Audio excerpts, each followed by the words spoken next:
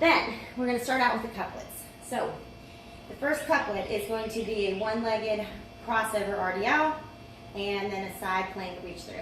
The one leg crossover RDL is basically exactly what it sounds like. You are going to hold the dumbbell in one hand, opposite your planted foot. You're going to reach across, tap that dumbbell to the floor, and stand back up.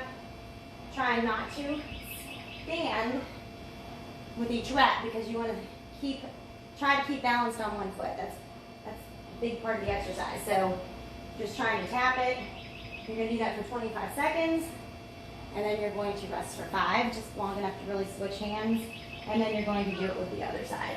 So if you look at something about, I don't know, 2 feet in front of your body and kind of look at that on the floor, it makes it a little easier to keep your balance. Then the other part of that couplet is going to be a side plank reach through. We've all done the side plank. Great exercise. Balance on that side plank. Reaching through and coming back around and reaching through and coming back around. If you have a light, like a 5-pound dumbbell or a little plate, that adds a little extra to it, or you can do nothing. And also with those crossover RDLs, if you don't have a kettlebell or a dumbbell at home, you can just do it with your hand. You'll get something out of that as well. If you don't do them frequently, you will be sore even doing that without a weight. So you're going to do 25 seconds one leg, 25 seconds the other, 25 seconds reaching through with the side plank, 25 on the other side. That is one set, and you're going to do that 3 times. So the whole first couplet should take you 6 minutes. When you're finished with that, do your jump rope for 1 minute, and then we're going to start with the next couplet, which is a one-arm bent row and a plank. So when you get into that lunge position, rest your elbow on your front leg, and you're going to squeeze those lats and the shoulder blade, bringing that dumbbell up to your chest, and letting it go full extension back down. Squeezing up and back down.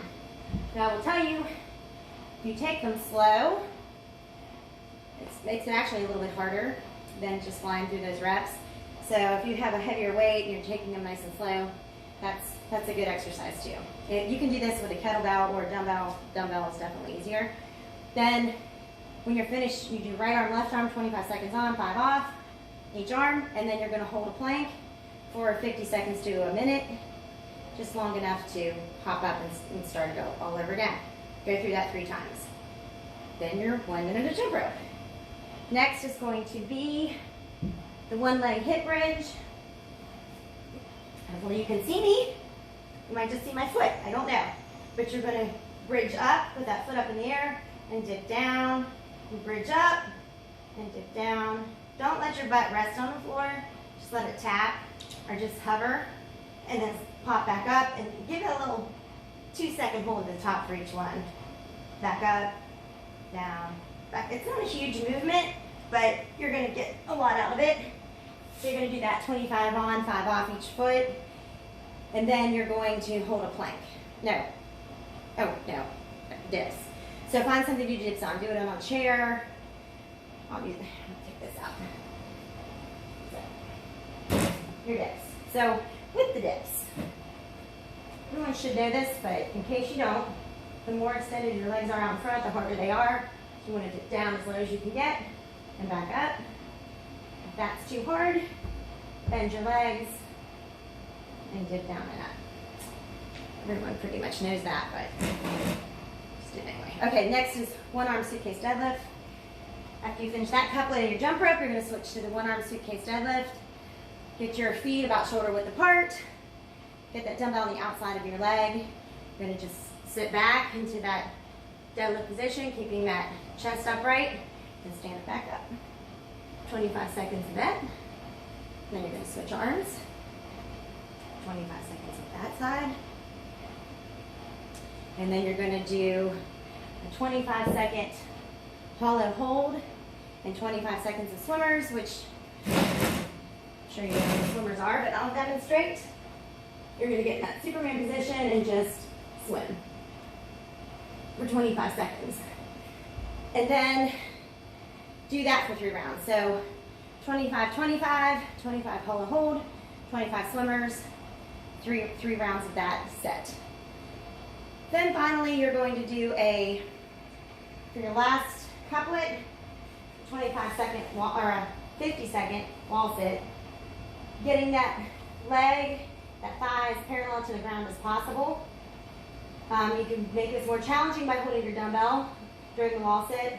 But try to keep your back pressed as much as you can. Try not to arch and hurt your back if you do that. So keep those abs tight, keep those legs parallel, and hold something or not.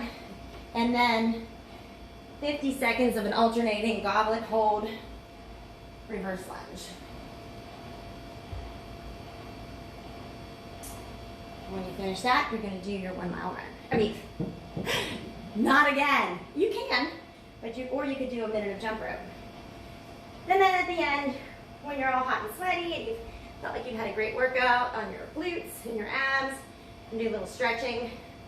Leave it up to you to decide what stretching you want to do. You can do some pigeons. You're going to want to do some glute stretches for sure. So I would recommend pigeon, holding it for at least 30 seconds. Each leg. Maybe go into some frogs.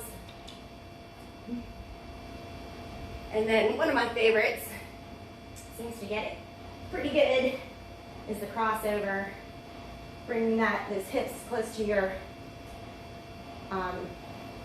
heel as possible and holding that, keeping that back upright. And then switch your legs.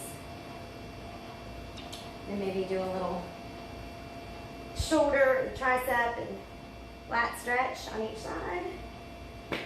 But you know your stretches, and I will leave those up to you. But I would definitely recommend doing them. Have fun.